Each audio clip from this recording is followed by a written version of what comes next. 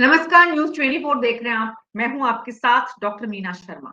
आखिरकार 1.5 महीने बाद राजस्थान में कांग्रेस पार्टी ने राष्ट्रीय अध्यक्ष की तरफ से टीकाराम जूली के नाम पर मुहर लगा दी है। नेता प्रतिपक्ष के रूप में, एक दलित चेहरे के रूप में अलवर जिले से आने वाले राजस्थान कांग्रेस के पूर्व कैबिनेट मंत्री टीकाराम जूली अब राजस्थान विधानसभा में विपक्ष की आवाज को मजबूत करेंगे। कितना सशक्त कर पाएंगे विपक्ष की आवाज को टीकाराम जूली, और कांग्रेस का यह फैसला किन किन समीकरणों को साधने वाला है?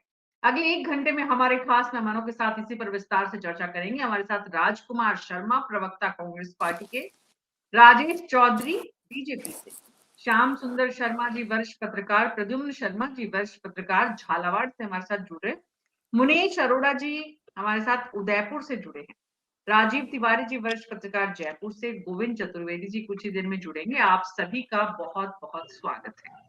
तो राजकुमार शर्मा जी, कांग्रेस पार्टी, शुरुआत सबसे पहले आपसे ही करते हैं। देर आए दुरुस्त आए, दुरुस्त आए हैं क्या? ये जो टीकाराम जूली जी का जो नाम है, ये आप कितना मजबूत विधानसभा में इस वक्त खुद पाते हैं? राजेश जी, राजकुमार शर्मा जी। जी मीना जी, टीकाराम जूली जी को सबसे पहले मैं आपके चैनल के ऊपर शुभकामनाएं प्रेषित करता हूं कि उनको राजस्थान विधानसभा में कांग्रेस पार्टी की ओर से प्रतिपक्ष का नेता बनाया गया है। पूरी कांग्रेस पार्टी और राजस्थान के तमाम कांग्रेस के कार्यकर्ताओं की ओर से उनको हार्दिक शुभकामनाएं हैं। और आप कह रहे हैं देर आए दुरुस्त आए, तो मीना जी मैं आपको बता दूं कि विधानसभा का जो सत्र है वो 19 तारीख से चालू होगा और आज 17 तारीख हुई है। हमारे प्रतिपक्ष के नेता की आवश्यकता 19 तारीख को पड़ेगी और आज 17 तारीख को शाम को 6 बजे हमारे प्रतिपक्ष का नेता आपके चैनल पे दिखाई दे रहा है। और जो आप बात कर रहे हैं कि वो सफल होंगे नहीं होंगे, टीकाराम जूली जी शानदार नेता हैं, पूरे अनुभवी नेता हैं, नौजवान नेता हैं और पहले कैबिनेट मिनिस्टर भी रहे हुए हैं और अलवर जिले से आते हैं। टीकाराम जूली जी शानदार ओजस्वी नेता हैं, इनको कमांड आती है, सब साथियों को साथ लेके चलना आता है। तो निश्चित तौर से हमारे विधानसभा के अंदर जो 70 के 70 विधायक है उन सबको साथ लेकर के भारतीय जनता पार्टी के घुटने टिकवाने का काम वो विधानसभा में करेंगे, ऐसे मुझे पूरा भरोसा है, कांग्रेस पार्टी को भरोसा है। राजकुमार जी, पहले दिन घुटने टेकने की बात कर रहे हैं आप, कितना सही है ये? सवाल ये है, और सवाल ये भी है कि अगर 1.5 महीना विपक्ष का नेता चुनने में लगता है और आप तर्क ये देते हैं, दलील ये देते हैं कि भाई विधानसभा का सत्र शुरू होगा तो देख लेंगे, आज प्रबोधन कार्यक्रम था, आपको नहीं लगता कि आपके विधायकों को, कांग्रेस पार्टी के विधायकों को इस प्रबोधन कार्यक्रम की कोई जरूरत थी? आपको नहीं लगता कि आपका नेता प्रतिपक्ष आज सदन में मौजूद होता तो कांग्रेस पार्टी का नेतृत्व इस प्रबोधन कार्यक्रम में भी ज्यादा बेहतर ढंग से हो पाता? आप अपनी जगह ठीक है मीना जी, लेकिन कांग्रेस पार्टी का ये मानना है कि प्रतिपक्ष का नेता जो सरकार होती है उसको कामकाज के लिए सीधा करने का काम करता है। तो राजस्थान की सरकार 3 दिसंबर से बनी हुई है। आज कल 1 महीना उनको भजनलाल जी को सरकार खुद का बनाए हुए हो गया था, शपथ लिए हुए। तो अब इनकी सरकार 19 तारीख से विधानसभा में जब आएगी तो निश्चित तौर पर हमारे जो टीकाराम जूली जी हैं, जो प्रतिपक्ष के नेता बने हैं, वो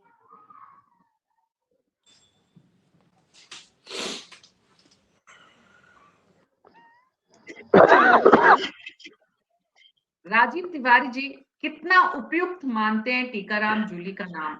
और ये नाम तय करने से पहले जितनी एक्सरसाइज हुई, आपको लगता है कि उतनी एक्सरसाइज का जो परिणाम होना चाहिए वो ये नाम है? देखिए, कांग्रेस का ये तो आ रहा था कि किसी दलित नेता को नेता प्रतिपक्ष बनाएंगे और टीकाराम जूली जी को बनाया। ये नाम थोड़ा चौंकाने वाला जरूर है, क्योंकि जो कांग्रेस के वरिष्ठ नेता चुनकर आए हैं, बहुत सारे वरिष्ठ नेता, अशोक गहलोत, सचिन पायलट, शांति धारीवाल, आप गोविंद डोटासरा, ये लोगों से क्या ये टीकाराम जूली समन्वय बिठा पाएंगे विधानसभा में, और किस तरीके से इन सबसे कोऑर्डिनेट करके, और बीजेपी के जो सरकार है और उसको किस तरीके से, जैसे अभी कांग्रेस प्रवक्ता कह रहे थे कि घुटने टेकने पे मजबूर कर देंगे, तो ऐसा मुझे अभी तो कुछ नहीं लग रहा कि कोई बहुत बड़ा ये करेंगे। जो फ्लोर मैनेजमेंट के जो माहिर है इसमें कांग्रेस में और जो जीत के आए हैं, मेरे ख्याल में वो वही लोग उसको हैंडल करेंगे विधानसभा को। जूली साहब को तो किसी मजबूरी में लगता है कि बनाया गया है, क्योंकि कांग्रेस अध्यक्ष की ओर से, महासचिव की ओर से, हरदम वेणुगोपाल की ओर से जारी होती है कोई भी चिट्ठी। इस बार कांग्रेस अध्यक्ष के नाम से जारी हुई है, और उसमें एक बड़ी बात ये भी है कि गोविंद डोटासरा जी को एज ए स्टेट प्रेसिडेंट जारी रखने की बात कही गई है, जिसकी अभी कोई ऐसा लिखने की या करने की जरूरत नहीं थी, क्योंकि उनका भी समय बचा हुआ है। तो ये सारी चीजें, इससे लग रहा है कि अंदर ही अंदर कहीं कांग्रेस में बहुत सारी चीजें चल रही थी, कई मनमुटाव, और किस तरीके से कैसे उन सबको बैलेंस करने की जो कोशिश थी। और अब राहुल गांधी की यात्रा भी राजस्थान आएगी, तो उस हिसाब से इन्होंने कोई बहुत सोचा समझा फैसला तो नहीं लग रहा। लेकिन अब देखिए, बीजेपी ने भी बहुत चौंकाने वाले फैसले किए हैं, उस तरीके से अब कांग्रेस भी उसी राह पर चल पड़ी है। लेकिन इससे कोई बहुत ज्यादा फर्क पड़ने वाला नहीं, इससे कोई फर्क नहीं पड़ने वाला। डॉक्टर मुनीश अरोड़ा, राजीव तिवारी जी ने जिन नामों का आज जिक्र किया, वो नाम तो आज राजस्थान विधानसभा में इतना बड़ा कार्यक्रम था, नजर नहीं आए। ना तो जगदीप धनखड़ और लोकसभा अध्यक्ष और देश के उपराष्ट्रपति की मौजूदगी में विधायी प्रक्रियाओं को नए विधायकों से परिचित कराने के लिए जब कार्यक्रम का आयोजन होता है, सचिन पायलट नहीं है, अशोक गहलोत नहीं है, वसुंधरा राजे नहीं है, इन सब की अनुपस्थिति और टीकाराम जूली का नाम आज शाम होते होते, क्योंकि दिन का कार्यक्रम तो विधानसभा में ऐसे ही निकल गया, विपक्ष वैसे ही बहुत कम विधायक पहुंचे, हमारी जानकारी के मुताबिक विपक्ष के बहुत कम विधायक इस कार्यक्रम में पहुंचे, जबकि इसमें न्योता सभी 200 विधायकों को दिया गया था, और ये कार्यक्रम भी सभी 200 विधायकों के लिए था, ये सिर्फ बीजेपी के विधायकों के लिए नहीं था। तो डॉक्टर मुनीश अरोड़ा, आप कैसे देखते हैं टीकाराम जूली के इस चौंकाने वाले कांग्रेस पार्टी के फैसले को? पहले तो मीना जी, मैं एक रिक्वेस्ट करूंगा कि मुझे जितने भी पार्टिसिपेंट है उनकी आवाज सुनाई नहीं दे रही, तो मैं बिल्कुल पता नहीं मुझे कि वो क्या बोले हैं। जहां तक आपका प्रश्न है वो मुझे साफ सुनाई दिया है। तो मैं, आपने जो प्रबोधन कार्यक्रम की जिक्र किया, तो ये तो ऐसा शो करता है जो विधायक, ये सबके लिए था, और सीखने का कोई अंत नहीं होता, चाहे वो सीनियर हो चाहे जूनियर हो। रोज नई नई प्रक्रियाएं आ रही है, नए नए तरीके आ रहे हैं, नए पेश होने का ढंग और उसमें नया नया आ रहा है, जिनको चाहे वो पुराने विधायक हो चाहे नए हो, सबको सीखने की जरूरत है। जो नहीं आए वो ये शो कर रहे हैं कि हम शायद बहुत कुछ जानते हैं, हम विधानसभा से बड़े हैं, हम कानून से ऊपर जानते हैं, हमें इसकी जरूरत नहीं है, जो कि बहुत गलत है। जहां तक आपने बात की है टीकाराम जूली की, एकदम से चौंकाने वाला नाम आया। ये सच है कि कांग्रेस ने नाम लाने में बहुत देर कर दी है। विपक्ष का नेता अगर पहले तय होता तो आज वो एज ए विपक्ष के नेता प्रबोधन कार्यक्रम में होते। मगर एक चीज जो आपने पूछी थी कि क्या ये नाम उपयुक्त है, उपयुक्त तो मेरे हिसाब से तो नहीं है, क्योंकि इनसे सीनियर काफी है। मगर कांग्रेस ने अपने जो वोट बैंक है, कांग्रेस का वोट बैंक है SC ST OBC, backward classes, Mohammedans, इस तरह के जो वोट बैंक की जो उसकी जो बरसों पुरानी क्षेत्र राज जिस पर वो नजर रखती है, उसके अनुरूप उसने प्रदेशाध्यक्ष और विधानसभा में विपक्ष के नेता को बनाया है। और इसमें एक सबसे बड़ी बात और है कि राहुल गांधी जिस तरह से यात्रा निकाल रहे हैं और पायलट का नाम राजस्थान में आगे बढ़ाया जा रहा है, तो वहां पर अभी सिर्फ 43 साल के हैं जूली साहब, ज्यादा बड़ी उम्र नहीं है, हालांकि मंत्री रहे हैं, अलवर से, ग्रामीण से विधायक है, सब कुछ है, मगर वो जो नेतृत्व की जो परिपक्वता है वो शायद उनमें अभी और जरूरत थी पकने की, और उनको और तराशने की जरूरत थी। कांग्रेस को उस तरफ ध्यान देना चाहिए था, उनसे ज्यादा सीनियर होते हुए भी उनको मौका दिया है। तो जो मोदी जी ने सोचा है कि भजनलाल जैसे आदमी को लाके राज्य का मुख्यमंत्री बनाया, तो शायद कांग्रेस भी उसी लकीर पे चल रही है उसने भी ऐसे ही एक युवा चेहरा SC ST OBC के बैकग्राउंड का देखते हुए लाया है। मेरा तो इतना ही सोचना है। लेकिन एक बात कहनी पड़ेगी, भजनलाल शर्मा की पर्ची जब तक राजस्थान की पूर्व मुख्यमंत्री वसुंधरा राजे के हाथ में नहीं पहुंची थी और जब तक इस नाम का ऐलान नहीं हुआ था, तब तक कहीं भजनलाल शर्मा ट्रेंडिंग में नहीं थे। टीकाराम जूली पिछले 30, 35, 40 घंटे से सोशल मीडिया पर टीकाराम जूली का नाम चल रहा है। राजकुमार जी, आप मानते हैं कि आज भी कांग्रेस पार्टी में अभी भी डेमोक्रेटिक सिस्टम है, इसलिए नाम सामने आ गया? वैसी स्थिति नहीं है जैसी बीजेपी में है। वहां तो नाम जब बीजेपी चाहती है तभी सामने आता है। आपके यहाँ आने से पहले ही 10 करोड़, 20 करोड़, 50 करोड़ देकर आए हैं आला कमान को। इस तरह की चर्चाएं किसने चलाई थी, राजकुमार जी? मीना जी, मैं आपकी बात को दुरुस्त करूं कि भारतीय जनता पार्टी में नहीं, 2 लोगों की भारतीय जनता पार्टी, आप करेक्ट करिएगा। भारतीय जनता पार्टी तो एक बड़ा परिवार है। आजकल जो भारतीय जनता पार्टी चल रही है वो 2 लोगों की भारतीय जनता पार्टी चल रही है। दोनों अपने एक दूसरे के कान में जो बात कहते हैं वो पर्ची के माध्यम से अब पूरे देश में देखने को मिल रहा है। पहली बात। दूसरी बात, जो आप कह रहे हैं कि ट्रेंड चल रहा है कि इतना पैसा देकर आए, ये सोशल मीडिया की अपनी बनाई हुई बातें हैं। मैं इतना कह सकता हूं कि टीकाराम जूली जमीन से जुड़े हुए नेता हैं। हमारे जिला कांग्रेस कमेटी के अध्यक्ष भी रहे हुए हैं, विधानसभा में भी पहुंचे हुए हैं, हमारे कैबिनेट मिनिस्टर भी रहे हुए हैं और आज उनको प्रतिपक्ष का नेता बनाया है। नौजवान है और निश्चित तौर पे फ्लोर मैनेजमेंट उनको अच्छा आता है और राजस्थान की विधानसभा के अंदर वो विपक्ष सत्ता पक्ष को हमेशा घेरते हुए नजर आएंगे। इस बात का मुझे और कांग्रेस पार्टी को भरोसा है। जी, आपका भरोसा बना रहे और समय के गर्भ में है, अभी भविष्य में है कि टीकाराम जूली अपने आप को कैसे साबित करते हैं। लेकिन जमीन से जुड़े हुए नेता हैं, इसमें कोई दो राय नहीं कि टीकाराम जूली जो आज अपना यहाँ तक कैबिनेट मंत्री पिछली सरकार में वो थे और आज उनके नाम पर फैसला देकर कांग्रेस पार्टी ने भी बीजेपी की तरह चौंकाने का काम किया, क्योंकि उनका नाम सोचा नहीं था। और नहीं सोचने की वजह जो थी वो भी साफ थी कि नेता प्रतिपक्ष का मतलब वरिष्ठ नेता, नेता प्रतिपक्ष का मतलब 5 बार 7 बार का विधायक जो है, तो ताकि वो विधायी प्रक्रियाओं को बेहतर ढंग से समझ सके, ताकि वो विपक्ष की आवाज को और ज्यादा ढंग से बुलंद कर सके। लेकिन यही बात जो मुख्यमंत्री है उनके पद पर भी लागू होती है। पार्टी में मुख्यमंत्री भी वरिष्ठ को बनाने की एक परंपरा और एक परंपरा की अगर हम बात छोड़ भी दें तो कहीं ना कहीं स्वाभाविकता भी यही कहती है कि वरिष्ठ को मुख्यमंत्री बनाया जाना चाहिए, लेकिन नहीं बनाया गया। बीजेपी की तरफ से पहली बार के विधायक को मुख्यमंत्री बनाया गया और राजस्थान देख रहा है कि 16वीं विधानसभा में पहली बार के विधायक मुख्यमंत्री बने हैं। वैसे ही वरिष्ठों की अनदेखी करके टीकाराम जूली को नेता प्रतिपक्ष बनाया गया है।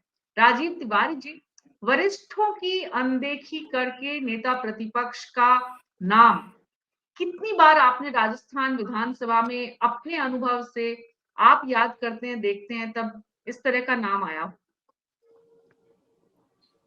नहीं, पहले एक आध बार का अगर छोड़ दें शुरुआत में, लेकिन अभी रिसेंटली तो मेरे ख्याल में पिछले 4-5 विधानसभा अगर हम देख लें या 6 विधानसभा देख लें तो किसी वरिष्ठ नेता को ही इसमें नेता प्रतिपक्ष बनाया गया है।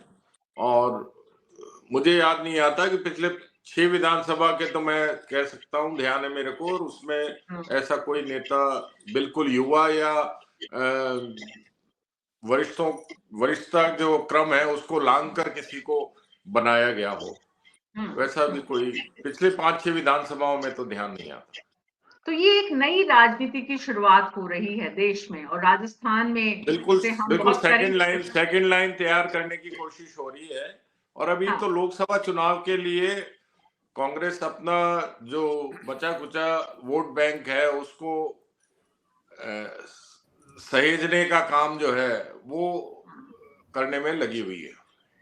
बिल्कुल, लेकिन टीकाराम जूली के नाम का ऐलान करके कांग्रेस पार्टी अपने वोट बैंक में कितना इजाफा कर पाएगी, ये भी एक सवाल है। डॉक्टर मुनीश अरोड़ा, आपके पास बाकी पैनलिस्ट की आवाज पहुंच रही है? बिल्कुल नहीं आ रही आवाज। कुछ भी नहीं पता लग रहा कौन क्या बोल रहा है।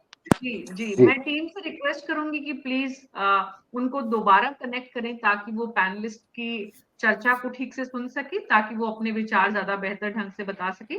श्याम सुंदर शर्मा जी, टीकाराम जूली की कांग्रेस पार्टी में नेता प्रतिपक्ष के रूप में तैनाती कैसे देखते हैं आप? कितनी उचित मानते हैं, कितना सही है, कितनी विपक्ष की आवाज को वो मजबूत कर पाएंगे? देखिए मीना जी, सबसे पहले तो जो प्रतिपक्ष के नेता बने हम उनको हार्दिक बधाई देते हैं कि वो अपने पार्टी का नेतृत्व करें। निश्चित तौर से देखिए, अनुसूचित जाति के वोटों को जोड़ने के लिए कांग्रेस ने पूरे राजस्थान से टीकाराम जूली को लाए और पहली बार विधायक तो रहे नहीं, देखिए पहले मंत्री भी रहे और अलवर ग्रामीण से आते हैं। और जिस तरह से कहा जा रहा था कि अशोक गहलोत के आदमी को बनाया जाए किसी या सचिन पायलट के आदमी को बनाया, तो ये तो भंवर जितेंद्र का आदमी है जो कि राहुल गांधी के नजदीक है, उसके व्यक्ति को बनाया है। और इस रूप से पूरे राजस्थान में जिस प्रकार के कांग्रेस की स्थिति मजबूत नहीं है, उस मजबूती देने के लिए यदि ये काम किया है तो ठीक है, क्योंकि गोविंद सिंह डोटासरा को प्रतिपक्ष का नेता बनाने के लिए तो वो खुद लालायित थे कि मैं प्रतिपक्ष का नेता बन जाऊं, लेकिन कांग्रेस जान रही थी कि उनको बना के करेंगे क्या, पहले से ही है ना ऑलरेडी। तो फिर अगर ये कहा जाए कि अनुसूचित जाति को हम प्रदेश अध्यक्ष बनाएंगे और उनको हम यहाँ पर बना देंगे, तो ये थोड़ा अलग तरह की स्थितियां पैदा करने वाला था। तो निश्चित रूप से देखिए कांग्रेस ने समझदारी का काम किया है कि एक अनुसूचित जाति के व्यक्ति को जिम्मेदारी देकर के जो खाई पाटने का काम जिस प्रकार से हो रहा था कि भाई अनुसूचित जाति का व्यक्ति बनेगा, तो क्योंकि मायावती ने जिस प्रकार से इंडिविजुअल चुनाव लड़ने की घोषणा कर दी है, तो निश्चित रूप से ये भी था कि भाई अब अनुसूचित जाति के लोगों को हम कैसे कांग्रेस के पक्ष में लाएं। तो प्रतिपक्ष का नेता बनाया जाना ठीक है, मेघवाल जाति से है और वो भंवर जितेंद्र के करीबी है और नॉन विवादित नहीं है। सबसे बड़ी बात, विवाद का के कारण भी नहीं बने और ना ही उनके ऊपर करप्शन का कोई चार्ज है, जिससे कि विधानसभा में वो जब बोले तो उनके ऊपर ये नहीं लगे कि आपने तो गोविंद सिंह डोटासरा के ऊपर तो बहुत सारी चीजें साथ में रहती थी, नाथी का बाड़ा और पेपर लीक का मामला, बहुत सारी चीजें थी, इसलिए उनको नहीं बना करके कांग्रेस ने अपनी बचत का काम किया है। और देखिएगा यहाँ पर पूरे राजस्थान में अब, क्योंकि अब देखिए वो कहेगा कि भाई ईस्टर्न कैनाल के बारे में आप बार बार बात कर रहे थे, राज्यपाल के अभिभाषण में निश्चित रूप से सरकार की शक्ल कैसी होगी, क्या घोषणा कर चुके और क्या घोषणा करने वाले हैं, ये 19 तारीख को जब राज्यपाल का अभिभाषण पेश होगा तो आपको मालूम पड़ जाएगा कि सरकार का विजन क्या है। अब देखिए बार बार जो मोदी जी कह रहे 25 की 25 सीटें जीत जाएंगे, तो अब देखिएगा जिस प्रकार से कांग्रेस कर रही है और जो श्री करणपुर में चुनाव मंत्री को हराने का काम जो किया लोगों ने, मतदाताओं ने किया, उसको बीजेपी में बहुत बड़ी चुनौती मान करके राष्ट्रीय संगठन महामंत्री को रवाना कर दिया। उनको पता पड़ा कि भाई हमारी स्थिति तो ठीक नहीं है, जिनके कहने से हमने मंत्री बनाया उसको मंत्री को हराने का काम अगर जनता ने कर दिया तो हम अब कैसे कहेंगे। अब देखिए बार बार आ रहा है कि सतीश पूनिया को चुनाव नहीं लड़ाया जाएगा, राजेंद्र राठौर को चुनाव नहीं लड़ाया जाएगा, उनको चुनाव की रणनीति का हिस्सा बनाया जाएगा कि भाई आप चुनाव नहीं जीत सकते हो तो हम आपको क्या है कि हम बार बार हारने वालों को क्यों चुनाव लड़ाएंगे। इसलिए निश्चित रूप से नए व्यक्तियों को बीजेपी चाहेगी, नए लोगों को ला करके कि चुनाव लड़ाया जाए। मौजूदा जो सांसद हैं, मेरे को लगता है बहुत सारे सांसद 15 सांसद चुनाव नहीं लड़ पाएंगे, कोई और चुनाव लड़ेगा। तो बीजेपी अपना तरीका अपना रही, क्लस्टर कर रही है वो सारी बातें, और राम जी के भरोसे चुनाव लड़ेंगे या मोदी जी के भरोसे अभी निर्णय करना है, क्योंकि राम जी तो 22 तारीख को स्थापित हो जाएंगे, उसके बाद राम जी रहेंगे या मोदी जी कहेंगे, क्या होगा मुझे नहीं पता, अभी तो निर्णय बीजेपी को करना है। लेकिन निश्चित तौर पर जिस तरह की स्थितियां, जो जवाब देने का काम आज जिस तरह का निर्णय कांग्रेस का है, निश्चित रूप से चौंकाने वाला भी है और बीजेपी को चुनौती देने वाला भी। अब देखिए ब्राह्मण और राजपूतों को क्या दिया जाए, तो ये मान के चल रहा है प्रतिपक्ष का नेता या उप सचेतक के रूप में दोनों जातियों को समायोजित किया जा सकता है कांग्रेस। तो हाँ, अब देखिएगा कि बार बार अभी मैं देख रहा था अशोक गहलोत ने बधाई दे दी है कि बनने के लिए मैं बधाई देता हूँ। और जिस तरह की बातें हो रही, क्योंकि अशोक गहलोत इस मामले में माहिर होते हैं कि वो सबसे पहले बधाई देने में आगे रहते हैं, जिससे ये रहे कि भाई मेरा आदमी है, जिससे कि प्रचारित हो जाए कि हाँ मैं मेरे कहने से बना है। तो बहुत सारी चीजें अभी आपके सामने, राहुल गांधी की यात्रा शुरू हो गई है। हमारे यहाँ से 3 नेता गए थे, 2 नेता दिख रहे थे, एक नेता गोविंद सिंह डोटासरा भी कह रहे थे, वो भी छोड़ के आए। तो राहुल गांधी को तो कह के आए कि भाई पूरे देश में घूमो, और यहाँ आकर के जिस तरह की स्थितियां, सुबह आपने देखा कि आंध्र प्रदेश में भी प्रदेश अध्यक्ष बदला गया, तो हमारे यहाँ सबसे बाद में निर्णय हुआ है। हाँ, निर्णय ठीक है, निर्णय तो मैं कह सकता हूँ कि राजनीतिक परिप्रेक्ष्य में कांग्रेस का निर्णय उचित माना जाना चाहिए। कांग्रेस का निर्णय राजनीतिक दृष्टि से आज जिस स्थिति में पार्टी है और लोकसभा चुनाव के मद्देनजर पहली बार प्रदेश अध्यक्ष की नेता प्रतिपक्ष की कुर्सी पर किसी दलित नेता को बैठाया गया है और प्रदेश अध्यक्ष की कुर्सी पर गोविंद सिंह डोटासरा को बनाए रखा गया है, जिसकी राजीव तिवारी जी ने कहा कि जिसकी जरूरत नहीं थी वो तो है ऑलरेडी, तो उसमें कहने की क्या बात थी। कहने का मकसद शायद ये था कि यहाँ पर कि जितनी चर्चाएं हैं उन पर विराम लग जाए, इसे इस रूप में समझा जाना चाहिए। राजेश चौधरी जी, आप कैसे देखते हैं नेता प्रतिपक्ष के रूप में टीकाराम जूली को? मीना जी, मैं दोनों ही बातें करूंगा, नेता प्रतिपक्ष टीकाराम जूली जी की बात भी करूंगा, गोविंद डोटासरा जी की बात भी करूंगा। सबसे पहले तो गोविंद, आपका जो ईयरफोन है ना राजेश जी, आपका ईयरफोन वो आपके इस दुपट्टे से बार बार डिस्टर्ब हो रहा है, तो आप एक बार इस दुपट्टे को हटा दीजिए, पीछे मोदी जी की फोटो लगा लीजिएगा अच्छी सी। नहीं, मैंने ईयरफोन नहीं लगा रखा, थोड़ा डिस्टरबेंस थोड़ा सा ठीक है। मीना जी, दुपट्टा हटाने की बात बीजेपी का दुपट्टा देश को परेशान करता है कभी कभी। नहीं, मैंने इसीलिए पहले कहा कि भाई अपनी फोटो पीछे लगा लो, मोदी जी की दोनों तरफ लगा लो, आपको दो फोटो दिखानी, मुझे कोई आपत्ति नहीं है। आप कांग्रेस में राहुल जी की लगाओ, मल्लिकार्जुन जी की लगाओ, अशोक जी की लगाओ, हमें कोई दिक्कत नहीं है। तो राजेश जी, मेरी तो चिंता कार्यक्रम में जो लोग आपको सुन रहे हैं वो बेहतर ढंग से सुने, क्योंकि लगातार इको हो रहा है, डिस्टर्ब हो रहा है, और हम क्योंकि साउंड और टीवी की दुनिया के लोग हैं इसलिए समझते हैं कि वो बार बार हिल रहा है इस दुपट्टे की वजह से, इसलिए मैंने आपको स्पेसिफिक कहा। मीना जी, सबसे पहले तो मैं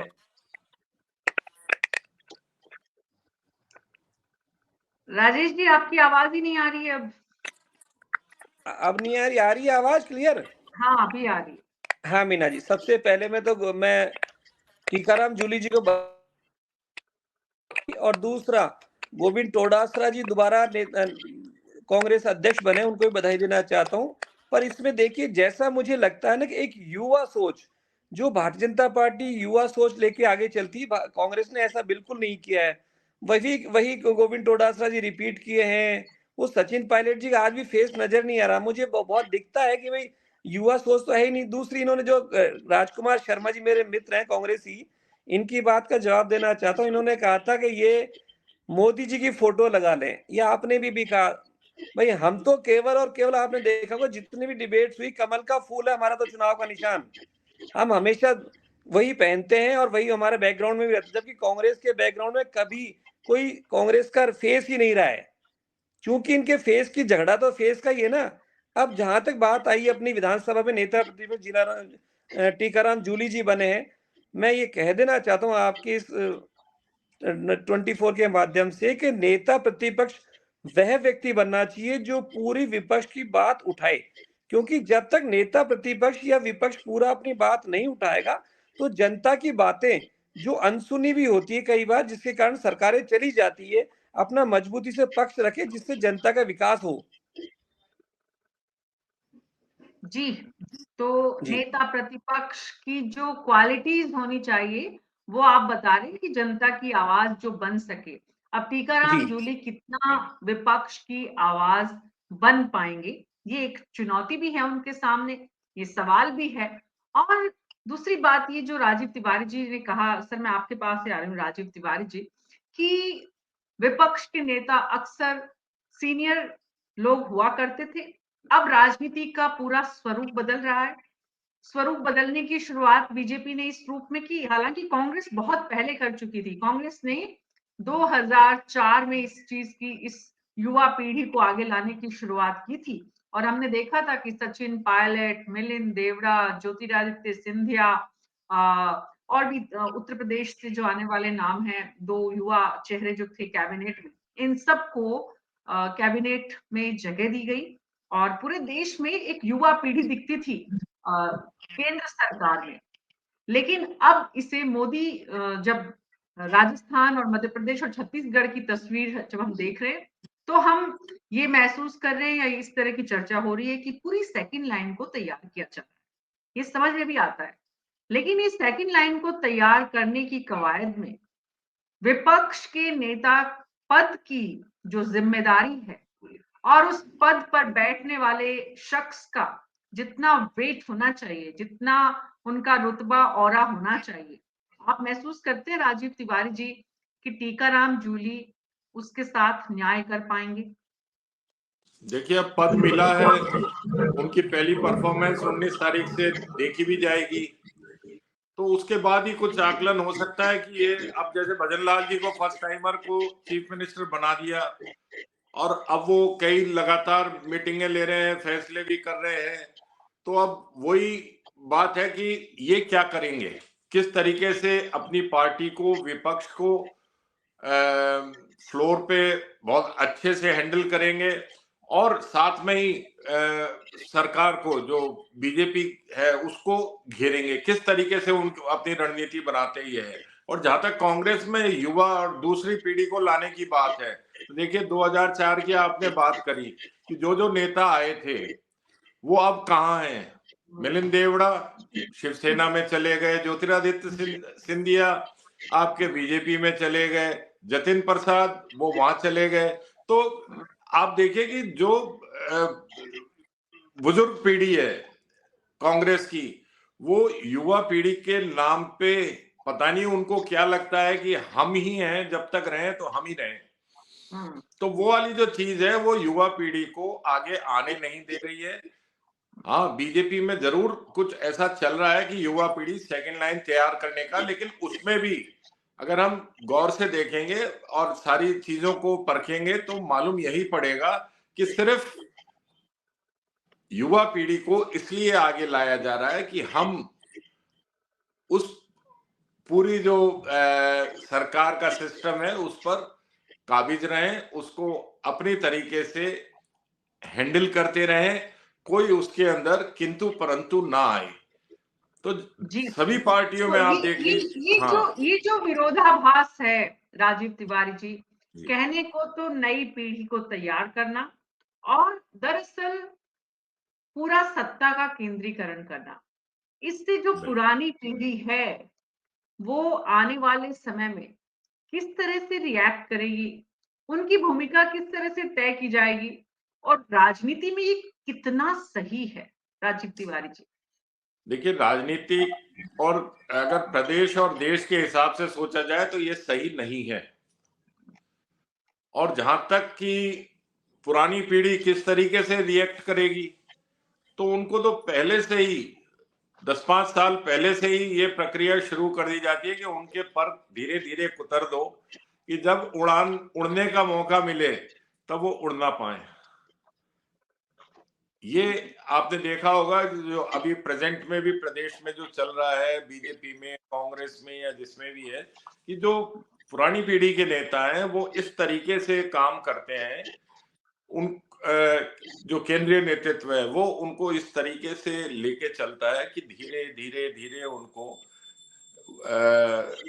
किसी भी हाल में विद्रोह के लायक ना छोड़ा जाए और वो अपनी मर्जी से अपने लोगों को आगे करके, और हो सकता है उसमें बहुत अच्छी सेकंड लाइन भी तैयार हो जाए और उनको अनुभव तो मिलेगा, जो नए लोग आए हैं वो काम करेंगे तो उनको अनुभव तो मिलेगा। निश्चित रूप से। लेकिन जो ये राजनीति जिस दिशा में बढ़ रही है राजकुमार शर्मा जी, कांग्रेस पार्टी पहले से ही राजस्थान में लीडरशिप क्राइसिस से जूझ रही है।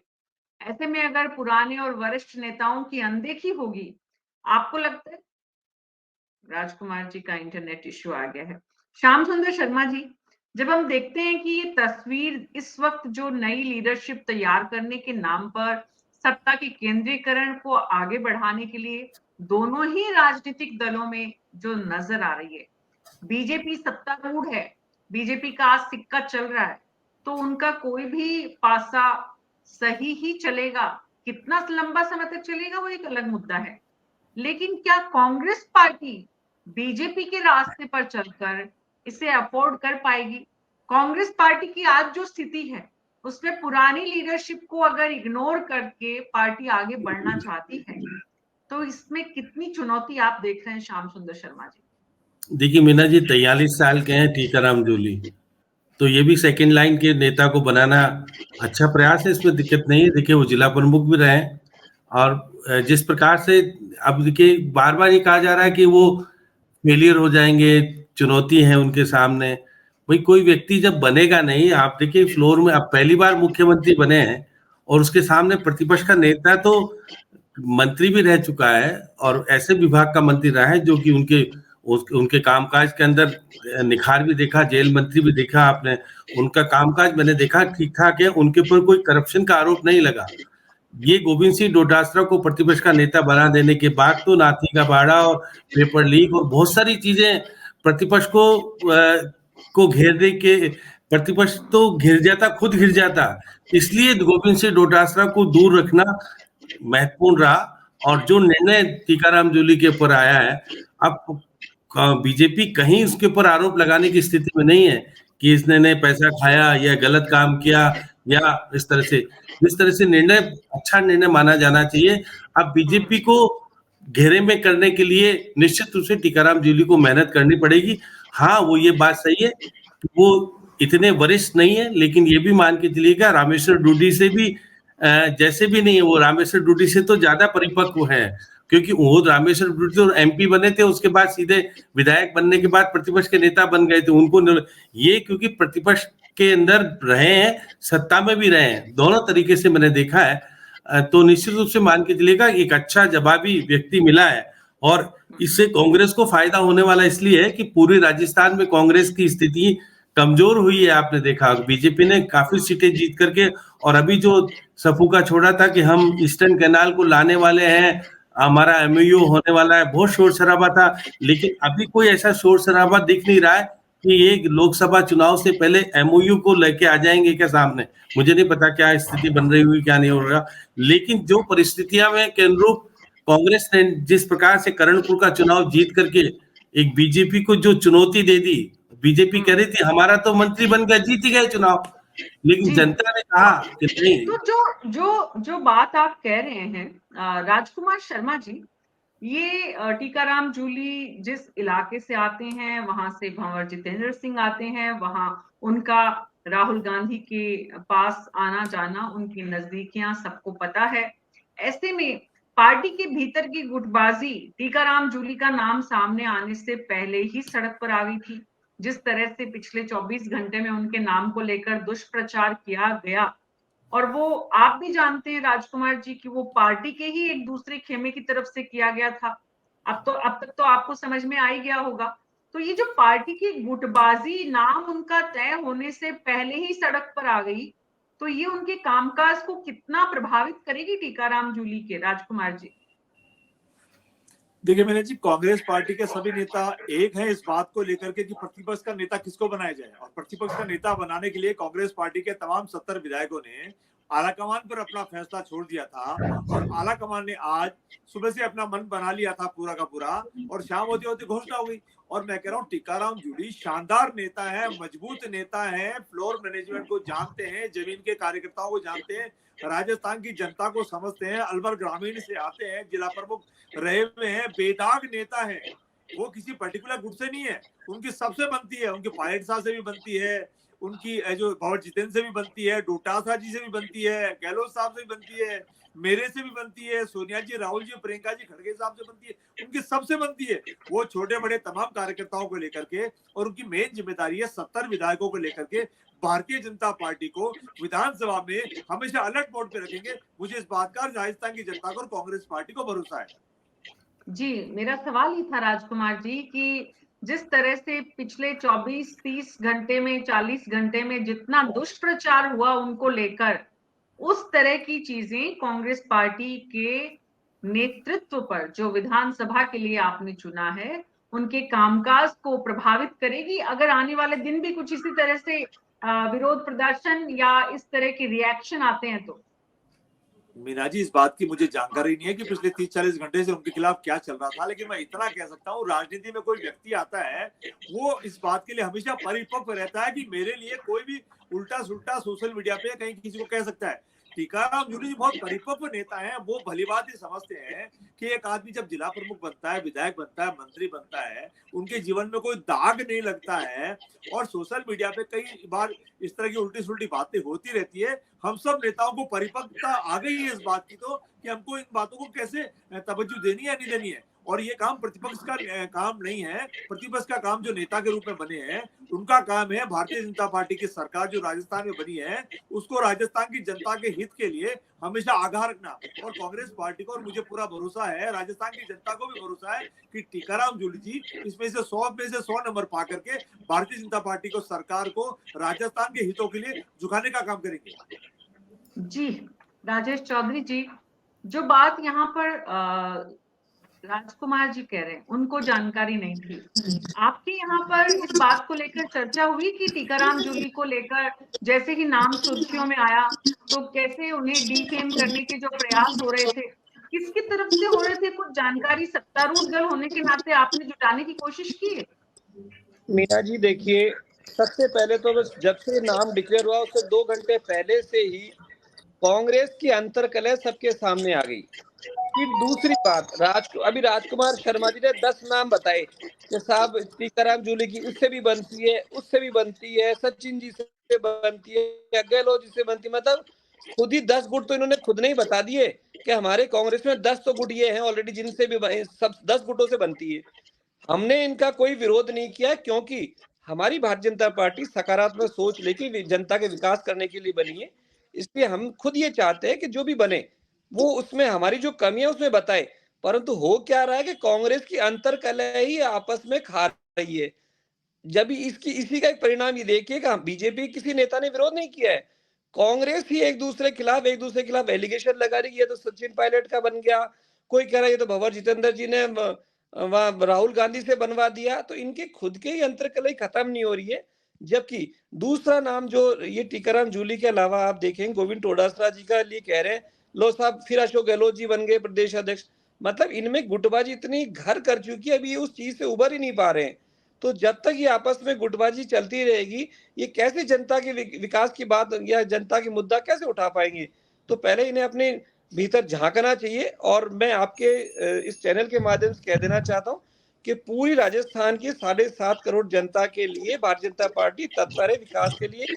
युवा, महिला, सभी वर्गों के विकास होगा। जी मीना जी, लेकिन भारतीय आप जनता पार्टी अपना घर संभाले। इनके नेता तो प्रधानमंत्री आते हैं तब भी कटसी विजिट करने नहीं आते हैं। विधानसभा में आज इतना पवित्र और इतना बड़ा दिन था कि लोकसभा अध्यक्ष भी यहाँ थे, महामहिम उपराष्ट्रपति महोदय भी थे, न जाने कहाँ व्यस्त हो रहे हैं। तो भारतीय जनता पार्टी तो अपनी गुटबाजी से फुर्सत नहीं है। भारतीय जनता पार्टी के वरिष्ठ नेता तो उस दिन से परेशान है जब पर्ची सिस्टम चल गया। और पर्ची सिस्टम भी क्या हुआ मीना जी, कि पर्ची भी आप ही खोलो, ये भोचक का निर्णय आप अपने हाथ से करो। इसलिए भारतीय जनता पार्टी के नेता तो जो वरिष्ठ हैं वो मीना जी पिछले 2 महीने से 1.5 महीने से ऐसे कर रहे हैं, मैं रोऊं या हंसूं। उनको ये समझ में नहीं आता कि हमारी सरकार आ गई है, हमको हंसना चाहिए या रोना चाहिए। अच्छा राजकुमार जी, ऐसी स्थिति सिर्फ वसुंधरा राजे जी के साथ ही है या फिर ऐसी स्थिति आपकी पार्टी में भी कहीं है? या नहीं, ये वसुंधरा जी के साथ भी है। नहीं मीना जी, ये वसुंधरा जी के साथ भी है, 2 उन नेताओं के साथ भी है जिनको आपके विधायक राजकुमार जी विधानसभा नहीं पहुंचे, सचिन पायलट जी भी नहीं पहुंचे, अशोक गहलोत जी भी नहीं पहुंचे, तो सिर्फ मंच पर बैठने के लिए विधानसभा के लिए विधायक चुने जाते हैं क्या?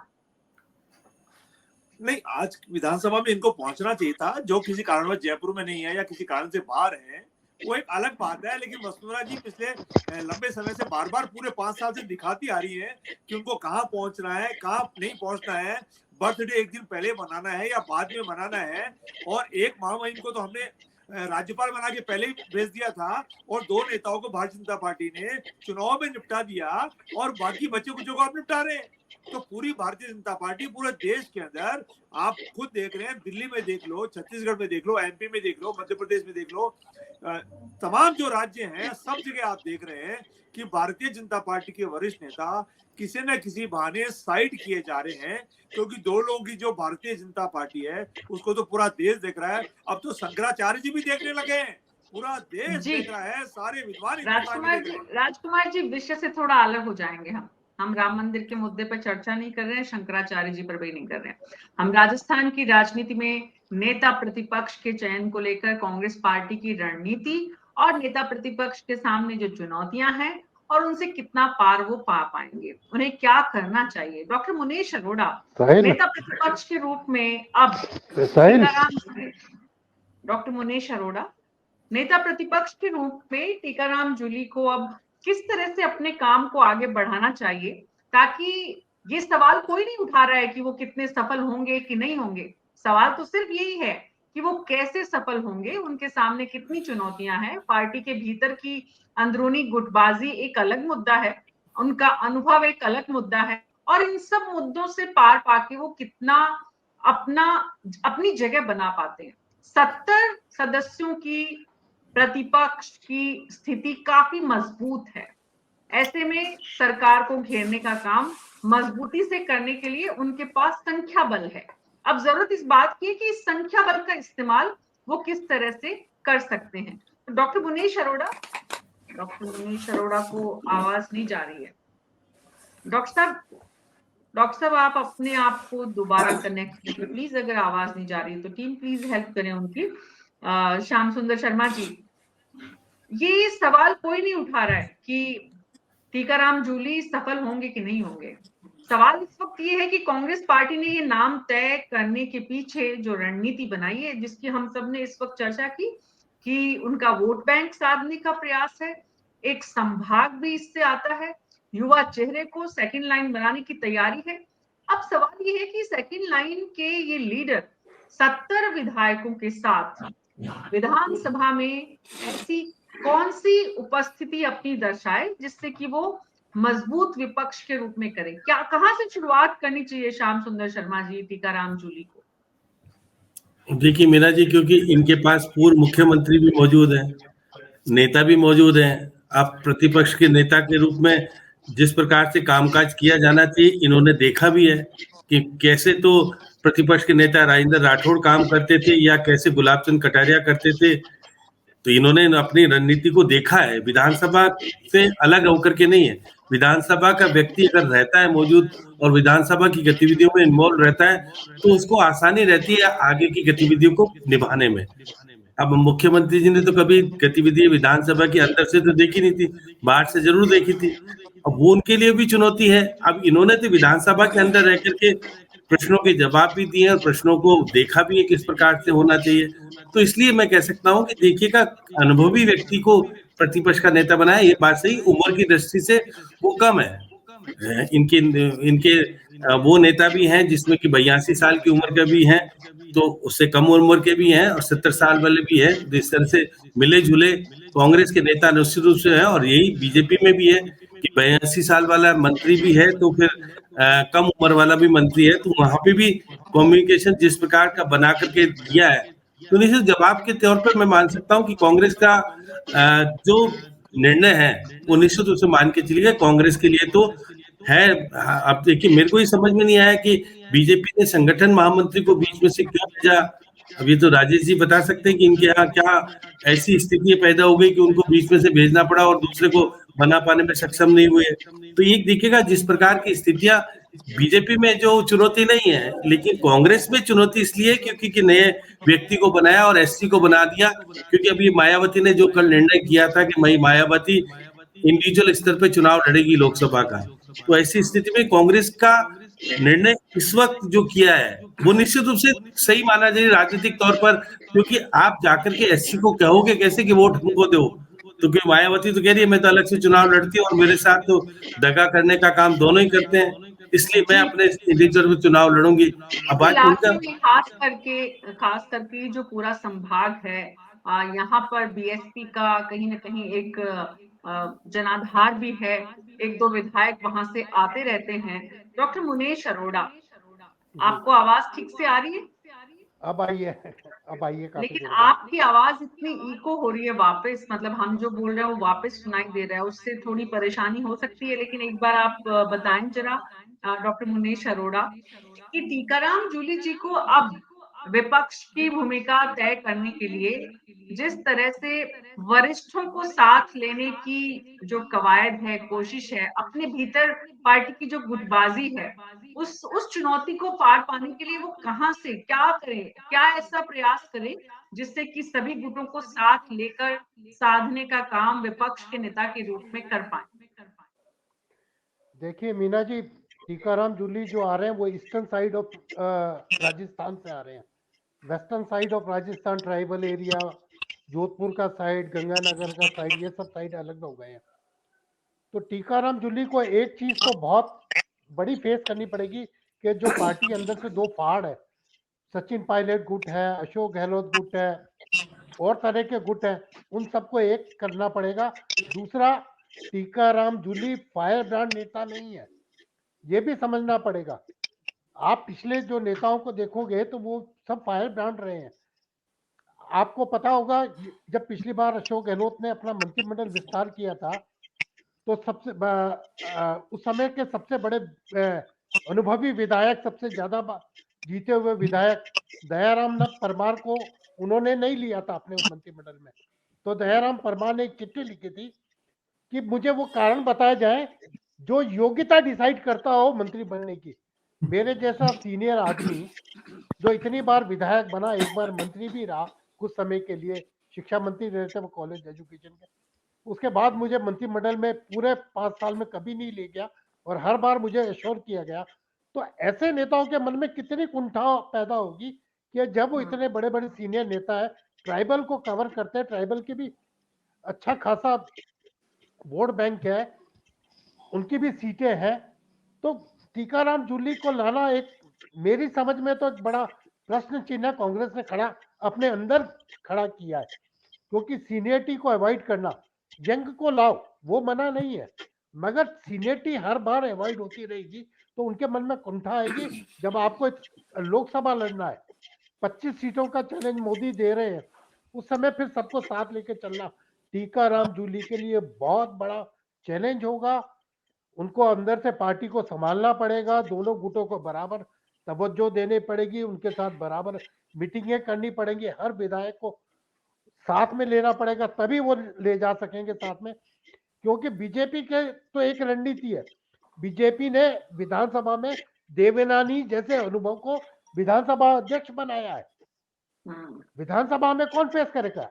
विधानसभा अध्यक्ष, और वो सबसे सीनियर पर्सन है वहां का, और उसके सामने एक टीकाराम जूली जैसा नेतृत्व आता है, तो उसको उस लेवल तक आने के लिए काफी मेहनत करनी पड़ेगी, पार्टी को एक साथ लाना पड़ेगा।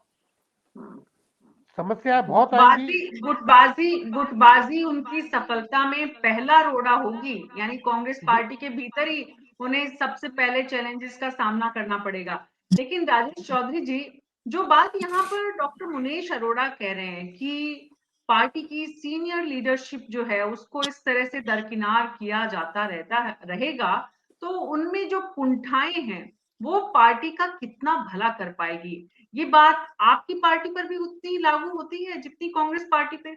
आपके यहाँ ये सवाल ज्यादा उठ रहा है? जिस तरह से वसुंधरा राजे का रिएक्शन पिछले लंबे समय से हम देख रहे हैं, प्रधानमंत्री जब यहाँ आए तब भी उनकी अनुपस्थिति, आज विधानसभा में उनकी अनुपस्थिति, क्या आप उन कुंठाओं को एड्रेस करने के लिए, उन परेशानियों को, वरिष्ठों की चिंता को कहीं ना कहीं उनका क्या समाधान निकाला जाए, इस विषय पर भी कुछ सोच रहे हैं पार्टी के भीतर? राजेश जी। मीना जी, सबसे पहले तो मैं बता दूं, हमारी जो पार्टी है वहां वरिष्ठों को लेके और युवा चेहरे को लेके, महिलाओं के, अल्पसंख्यक, SC ST सभी के सभी संवर्गों को साथ लेके हम आगे बढ़ते हैं। उसी का परिणाम देखिए, हमने हमारे जो सबसे सीनियर लीडर थे वासुदेव देवनानी जी, जो कई बार विधायक रह चुके, मंत्री रह चुके, हमने उन्हें विधानसभा अध्यक्ष बनाया। इसलिए बनाया उनको विधानसभा अध्यक्ष ताकि वो विधानसभा को ढंग से चला सके और सबका कोऑर्डिनेट कर सके।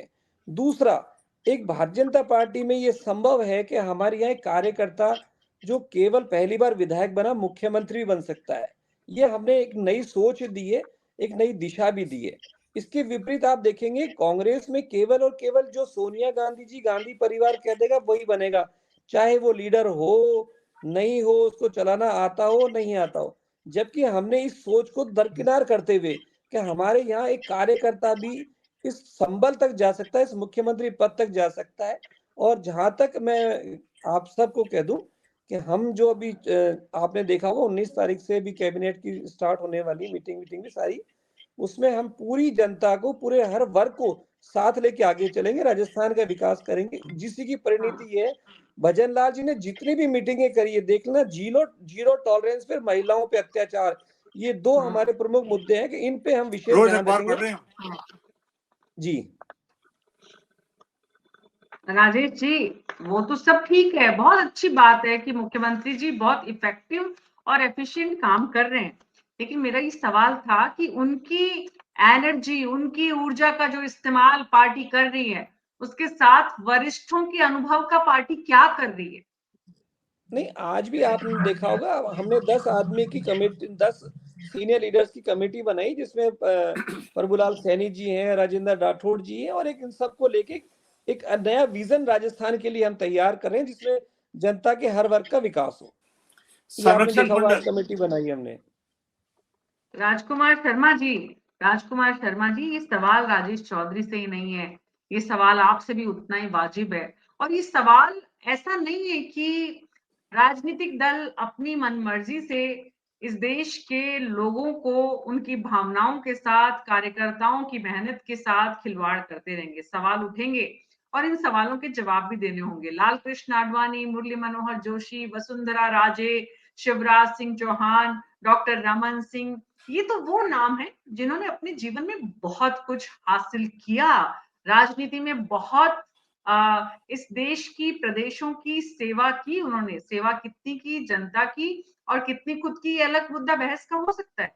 लेकिन सवाल ये है कि इन जैसे लोगों के अनुभव का, चाहे वो कांग्रेस पार्टी हो, चाहे वो बीजेपी हो। आज आपके यहाँ सबसे वरिष्ठ नेता अशोक गहलोत हैं, उसके बाद सचिन पायलट, उसके बाद शांति धारीवाल के नाम पर कल चर्चा हो रही थी कि इतने आरोप उन पर लगे हैं, निश्चित रूप से उनको नहीं लिया जा सकता।